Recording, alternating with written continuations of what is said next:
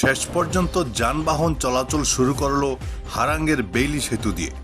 যানবাহন চলাচলে আদেশ পূর্ত বিভাগ দিয়েছে কিনা সেটা স্পষ্ট না হলেও গতকাল থেকে ছোট গাড়ি চলাচল শুরু করেছে। মাসখানেক আগে এই সেতু ভেঙে পড়ার ফলে যাতায়াত ব্যবস্থা ভেঙে পড়েছিল, কারণ এই সময় গ্যামন সেতুর মেরামতের কাজ চলছিল। গত 17 জুন দুটি ওভারলোডেড ট্রাক সেতুর উপরে উঠে যাওয়ায় এই সেতু ভেঙে পড়ে। শেষ পর্যন্ত সেতুর উপর দিয়ে যানবাহন চলাচল চালু হলো, এমনটাই হলো বড় কথা। Bureau report, Barak vision.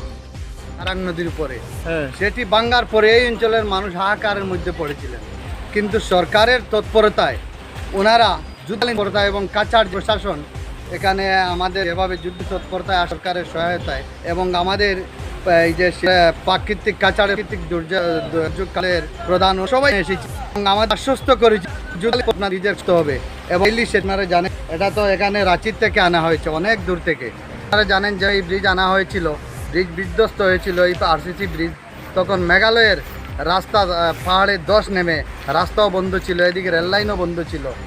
আনতে একটু দেরি হয়েছে যে সরঞ্জামগুলা, কিন্তু ওনারা খুবই তাড়াতাড়ি এনেছেন এবং আজকের এই ব্রিজের কাজ সমাপ্ত হয়েছে। তাই আমরা এই অঞ্চলের লোক খুবই আনন্দিত। তো গভর্নমেন্টের অনুমোদন খুবই শীঘ্রই আসবে, 2-3 দিনের ভিতরে হয়তো এই আনুষ্ঠানিকভাবে উদ্বোধন হবে, এই আশা রাখছি।